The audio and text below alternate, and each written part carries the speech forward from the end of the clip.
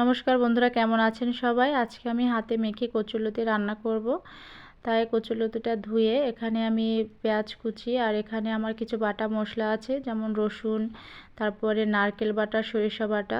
আমি কিন্তু সবসময় হাতে মেখে রান্না করলে এভাবেই রান্না করি। আমি একটু নারকেল বাটা আর সরিষা বাটাতে দিলে বেশি টেস্ট হয়। আর দেখুন, আমার ঘরে বড় মাছ ছিল, এটা আমি ছোট ছোট টুকরো করে কেটে নিয়েছি। আপনাদের ঘরে যে কোনো মাছ দিয়ে রান্না করতে পারবেন, ছোট মাছ দিলে আরও বেশি মজা হয়। তো আমার আজকে ছোট মাছ ছিল না, তাই আমি এভাবে রান্না করতেছি। আমি কিন্তু হলুদ গুঁড়ো দিয়ে দিয়েছি, সাথে লঙ্কা গুঁড়ো আর হচ্ছে গিয়ে লবণ আর তেল দিয়ে এটাকে আমি সুন্দর করে হাতে মেখে নিব। এটা যত সুন্দর করে হাত দিয়ে বেশি করে মাখবেন, তত কিন্তু এটা খেতে অনেক বেশি মজা হবে। আর আমি কিন্তু সবসময় কচুরলতি এভাবেই রান্না করি, এবার এটা আমার কাছে বেশি মজা হয়। আমি কড়াইতে দেখুন তেল গরম করে নিয়েছি।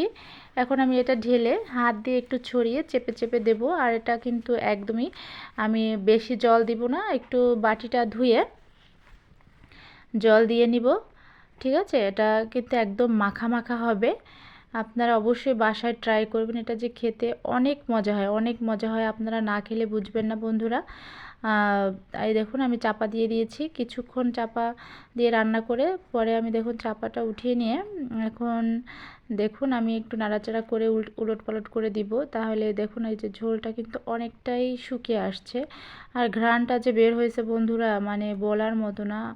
এটা তো আসলে আপনাদের বোঝানো যাবে না। খুবই সুন্দর একটা ঘ্রাণ আসতেছে, মনে হচ্ছে যে এখনই খেয়ে ফেলি। আপনারা অবশ্যই বাসায় ট্রাই করবেন, তাহলে বুঝতে পারবেন যে এটা কত মজা। আপনারা কিন্তু চিংড়ি মাছ দিয়ে ইচ্ছে করলে এটা করতে পারেন। কচুরলতির সাথে কিন্তু নারকেলটা দিলে আরও বেশি টেস্ট হয়। আমি আবার চাপা দিয়ে দিয়েছিলাম, দেখুন এবার কিন্তু তেলটা ছেড়ে আসছে, মানে এটা হয়েই আসছে একদম। এ পর্যায়ে আমি একটু উলটপালট করে নাড়াচাড়া করে এটাকে কিন্তু নামিয়ে নেব। বেশি নাড়াচাড়া করলে আবার কিন্তু কচুরলতিতে ঘেটে যাবে, তাহলে কিন্তু মজা হবে না। দেখুন আমার হয়ে আসছে বন্ধুরা, আমি এটাকে এখন নামিয়ে নিব। আপনারা দেখুন যে কতটা দেখতেই মানে অনেকটা লোভনীয় মনে হচ্ছে, অনেকটা মজাও হয়েছে খেতে।